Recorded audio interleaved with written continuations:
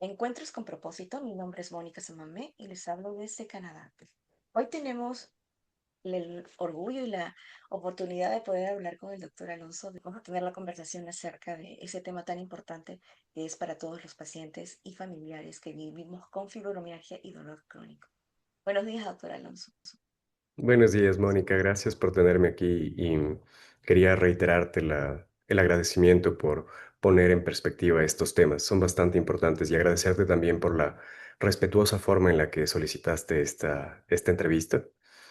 El trabajar con la fibromialgia es algo bastante difícil. Nuestra lucha principal actualmente es la visibilidad, que no debería ser la lucha principal con una enfermedad tan ampliamente extendida.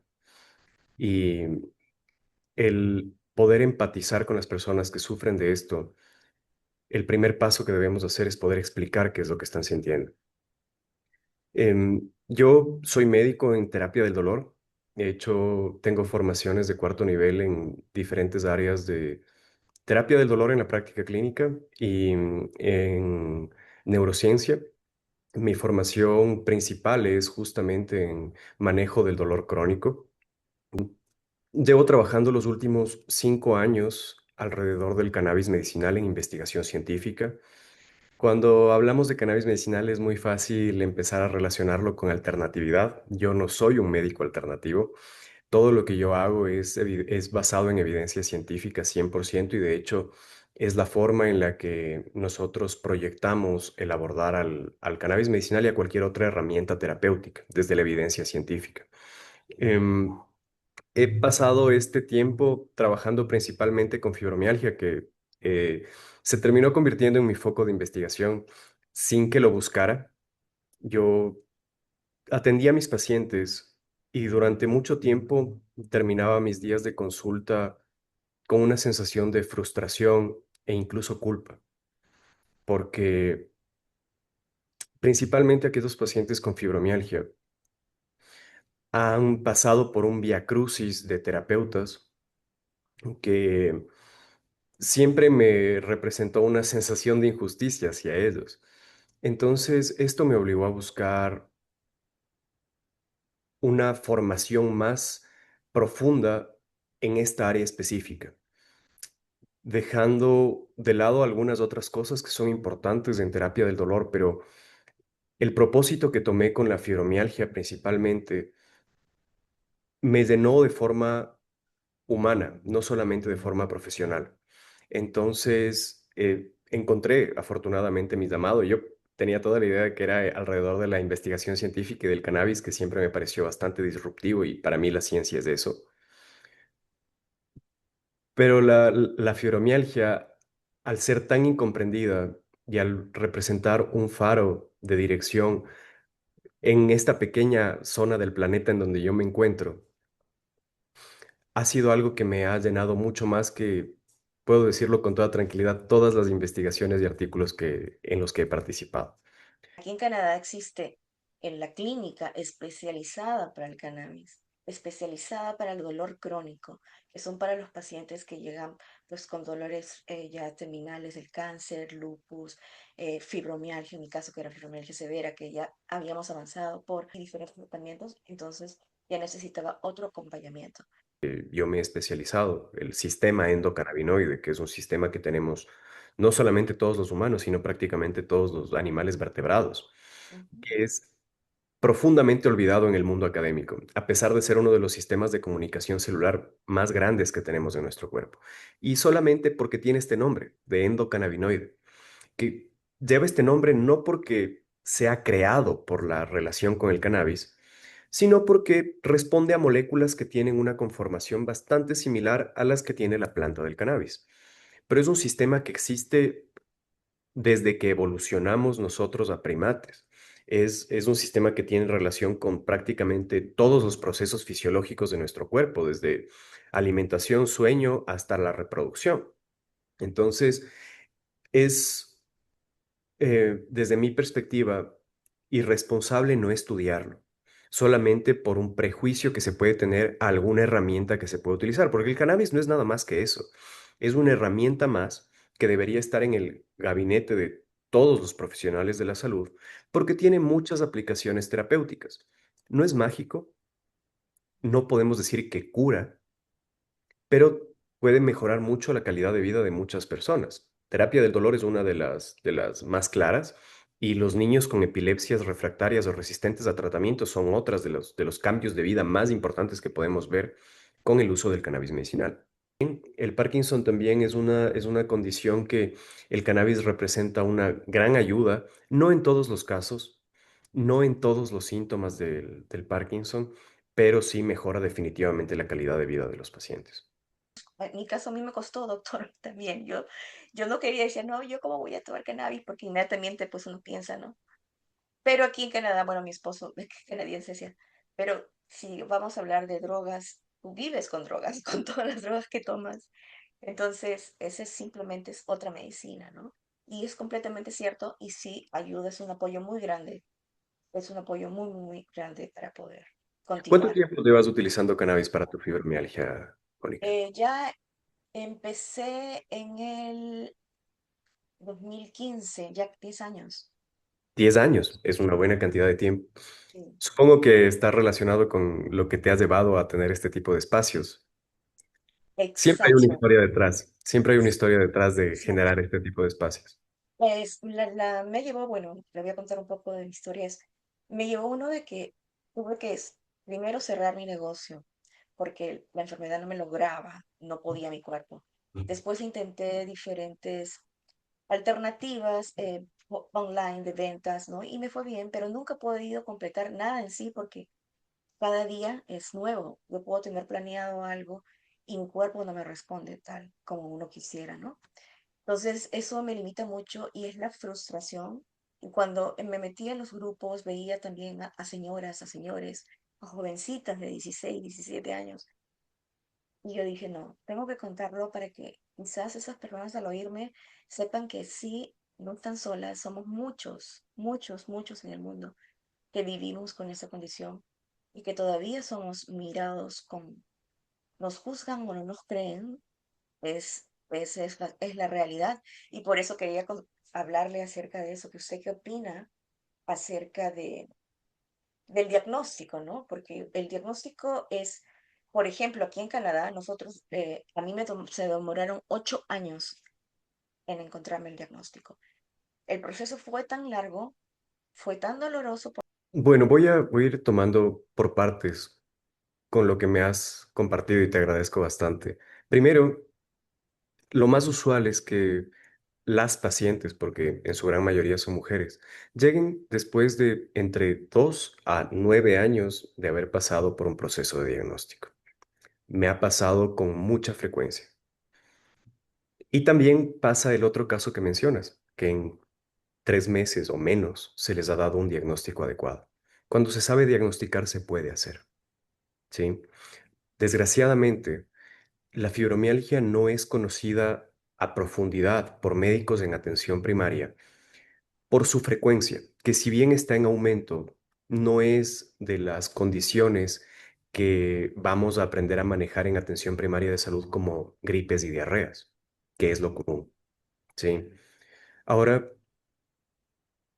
es importante que los médicos de atención primaria, médicos generales, médicos familiares, médicos internistas, realicen, al menos conozcan que esta condición puede presentarse y puede responder a muchos de los síntomas de algunos pacientes. Yo utilizo mucho el sistema de diagnóstico que utilizan en Canadá, ¿sí? Yo utilizo mucho el EULAR, el de la Sociedad Reumatológica del Dolor de Canadá y de Estados Unidos. Sí, sí. Y en realidad aplicarlo es relativamente fácil si es que se conoce el por qué se están haciendo las cosas. Primero, tenemos la frustración en nuestros pacientes de fibromialgia que el diagnóstico es por descarte. Sí, eso convierte a la enfermedad en un cajón desastre.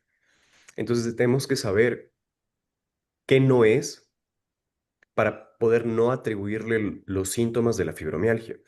Lo más común es encontrar alteraciones de la tiroides en pacientes que pensaban tener fibromialgia Y con la regulación de la disfunción de la tiroides, prácticamente remiten todos los síntomas, ¿sí?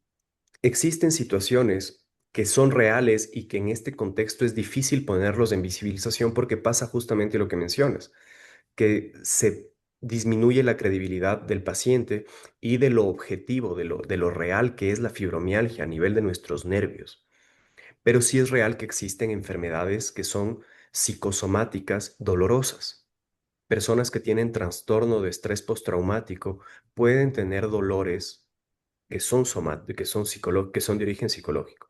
La fibromialgia no pertenece a a ellos, pero puede existir y en muchos casos existe el antecedente de un trauma psicológico que aumenta la sensibilidad que los pacientes con fibromialgia ya tienen a su percepción del dolor. Y cuando digo dolor me refiero no solamente al físico, sino al emocional también. Es una sensibilidad aumentada No tengo por qué explicártelo a ti, sé que lo has pasado. Sí. Entonces, el empatizar con nuestros pacientes nos permite aplicar sistemas de diagnóstico que son más humanos y más actuales. Por ejemplo, yo Ujú. no utilizo los trigger points para nada.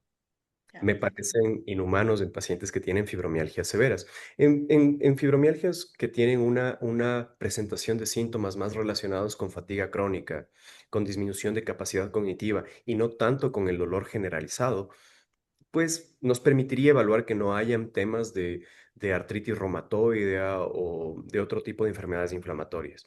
Pero en la gran mayoría de pacientes, someterlos a la valoración de los trigger points llega a ser hasta un punto inhumano. tienes razón. Actualmente sabemos que tenemos otras formas de diagnosticarlo. Ah, qué Eh, bueno. tenemos el Severity Symptoms Scale, que es Ujú. una de las mejores formas de hacerlo, o el Widespread Pain Review Evaluation, ¿sí? Entonces, estas dos escalas son las más actualizadas, son las que mejor manejamos y que nos dan una respuesta que no solamente nos permite medir, sino comprender lo que es el dolor en los pacientes con fibromialgia. El Widespread Pain Index es una de las formas más claras de saber que una persona tiene fibromialgia, un dolor en más de 3 de las 5 zonas que evaluamos, que tiene este tema de cronicidad sin un motivo real, o sea, no sin un motivo traumático, o sea, un motivo de Fuerte. golpes Ujú. o de alteraciones con los nervios o de una infección, por ejemplo, por herpes o de también el virus del citomegalovirus que puede estar relacionado con dolores crónicos, sino que responde a una alteración primero central. El cerebro de las personas con fibromialgia responde al revés de lo que deberían responder las personas al dolor. Normalmente, si nosotros recibimos un golpe, nuestro sistema de respuesta a ese dolor va a ser generar sustancias analgésicas, los opioides que tenemos endógenos, las endorfinas y los cannabinoides endógenos que nuestro cuerpo produce. En las personas con fibromialgia sucede lo opuesto totalmente. En lugar de producir sustancias inhibitorias, sustancias de calma, producimos sustancias excitatorias. Algunas de ellas, por dar nombres, sustancia P o el glutamato, son sustancias altamente excitatorias que son la forma en la que responde el sistema nervioso de las personas con fibromialgia. Entonces, comprender que existen dos situaciones principales. Una, que tenemos una neuropatía de fibra pequeña, tenemos una neuropatía en las personas con fibromialgia identificable en un porcentaje importante, no que lo tengan todos, porque existen diferentes tipos de fibromialgias, y tenemos definitivamente una respuesta alterada al dolor. Ujú. Y es por eso que existe una relación con enfermedades hermanas a la fibromialgia que es muy común encontrar en nuestros pacientes. Migrañas, síndrome de intestino irritable. Son enfermedades hermanas no solamente por cómo responden al dolor, sino por cómo los diagnosticamos. También son enfermedades de descarte. También. Tenemos que saber que la migraña es migraña porque no estamos teniendo problemas con el nervio trigémino, porque no son dolores tensionales, no tenemos un problema de un aneurisma. En el caso del intestino irritable, de que no sean colitis o que no sean enfermedades inflamatorias intestinales. Tenemos que descartar todo para decir, bueno, es esto porque no es lo demás. Y por la base. Nosotros actualmente en endocannabinología sabemos que las personas que tienen estas tres condiciones principalmente pueden pertenecer a un grupo de condiciones más grandes que se llama síndrome de deficiencia clínica endocannabinoide. Sabemos que las sustancias que produce nuestro cuerpo, similares a los cannabinoides de la planta, que tienen muchas funciones, entre ellas el control del dolor, el sueño y el apetito, están patológicamente alteradas, tienen un tono endocannabinoide alterado. Entonces, esto nos ayuda a explicar bastante la base de estas enfermedades que nos ha costado tanto definir. Porque créeme cuando te digo el diagnóstico de idiopático es lo peor que nos puede pasar a los médicos clínicos, porque ¿qué es lo que quiere decir? Lo que quiere decir es, no sé lo que está pasando, no sé lo que está pasando y no sé cómo afrontarlo. Entonces, al poder darle un respaldo de lo que pasa en la maquinaria corporal, nos permite, primero, evidenciarlo como algo que existe, que es importante poder hacerlo, y segundo, poder proponer nuevos objetivos terapéuticos, porque lo que hacemos actualmente es paliar síntomas. La fibromialgia es una constelación de síntomas. En los cannabinoides nos ayuda bastante porque existen diferentes. Sé lo que tengo que utilizar cuando tengo principalmente el tema de dolor, pero cuando tengo falta de concentración, insomnio o disminución de la energía, tengo otros cannabinoides que puedo utilizar. Sé cómo utilizarlos de la mano de los medicamentos para el manejo del dolor y aplicar la lógica de saber que existen ciertos medicamentos como el protocolo que tú manejas, me parece excelente, que es saber que no voy a utilizar la misma cantidad de pregabalina, por ejemplo, en la noche y en el día, porque sé los efectos secundarios que provoca. Sé que si utilizo los cannabinoides, no los voy a utilizar para rescates de dolor, sino para el mantenimiento continuo. Por eso te recomendarían que las gomitas posiblemente no sean una Sí, opción viable. tiene Yo no razón, sí. utilizo, yo no utilizo gomitas ni chocolates con ningún paciente. Sabe que estaba pensando en eso de que yo creo que tengo que volver nuevamente a la clínica del cannabis, donde tenía el encuentro con el médico y él me evaluaba y me decía, ok, Mónica, vamos a empezar esta dosis nueva. Te da exactamente, y el preparado de los aceites, porque todo tiene un porqué, ¿no? Y sí, voy a volver a eso. Entonces, ese es un buen punto, doctor. Entonces, no es cualquier cannabis ni CBD que encuentres porque te lo venden ahora pues en diferentes, hasta en Amazon. No, No. no. Uy, entonces, doctor, usted, por ejemplo, que se encuentra en Ecuador, ¿cómo podríamos hacer nosotros para poder tener un encuentro con usted? ¿Tendríamos que viajar a Ecuador para poder tener, se nos dé un diagnóstico y Eh, la en- receta? a ver, he pasado los últimos 5 años construyendo un protocolo útil para las personas de fibromialgia. Ujú, Y si bien, como cualquier profesión, yo vivo de mi profesión, ujú, creo que es importante darles la visibilidad que deberían tener profesionales de los diferentes países que me contactan. Entonces, lo que yo hago usualmente, a pesar de que no sería lo más lógico desde un punto de vista económico, es referirles a profesionales que viven en esas áreas que yo conozco, que tienen un buen nivel en manejo. bueno, es bastante humano lo que está haciendo usted. Y también trabajo de forma telemática con varias personas, porque desgraciadamente la forma de abordar que yo tengo del cannabis medicinal, que es la perspectiva científica, no alternativa, el uso de los medicamentos que sé que sirven para mis pacientes, que no los satanizo, que los veo como parte de la ciencia. Para mí, las drogas, que afortunadamente en inglés es la misma palabra que para fármacos, Ajá, drugs. son todas. No importa si es Todas. que vienen desde de plantas o de químicos. Es Exacto. una forma en la que el ser humano se ha provocado una evolución. Es una evolución autoinfringida. Es el reflejo de nuestra inteligencia humana. Entonces, el separarlas como buenas o malas va a generar problemas para aquellos que la necesitan. Desgraciadamente, el cannabis tiene su otra cara, que es la recreativa, y en el mundo científico le hemos tratado muy mal a todas las moléculas que generan placer. Ujú, ¿Sí? Porque sí, en efecto, existen muchas de ellas que van a causar daños a largo plazo. Y el cannabis no Vamos. está fuera de ellas. Hay personas que utilizan el cannabis de una forma bastante peligrosa, ¿sí? Exacto, exacto. Entonces, y si bien no tiene riesgo de sobredosis o de muerte por uso de cannabis, no existe ese riesgo en la farmacología. Sí podemos utilizarlo de una forma perjudicial para nuestros pacientes. Entonces, cuando he identificado eso en diferentes zonas, pues sí, asumo yo totalmente el manejo de los pacientes, con las limitaciones legales que existen, por ejemplo, de que mis recetas no van a servir en todos los países, ¿sí? De hecho, es más fácil que una receta mía sea hábil en Canadá que en México, por ejemplo, por el hecho de que yo vivo en Ecuador y prescribo desde Ecuador. Sí, Oh, ok. entonces el tema legal viene a ser más alrededor de qué tan habilitantes son mis prescripciones en estos países. Y tienen toda la razón de ser así. Tienen toda la razón de ser así. Es una forma de precautelar la calidad de atención. Canadá tiene una muy buena calidad de atención en salud, tienen excelentes médicos. Eh, y entiendo la reserva de dejar que cualquier médico latinoamericano presente una receta para un paciente, ¿verdad? Entonces lo que hacemos es basarnos en recomendaciones, formulaciones magistrales de los cannabinoides, validar nuestras recetas de medicamentos convencionales con otros profesionales.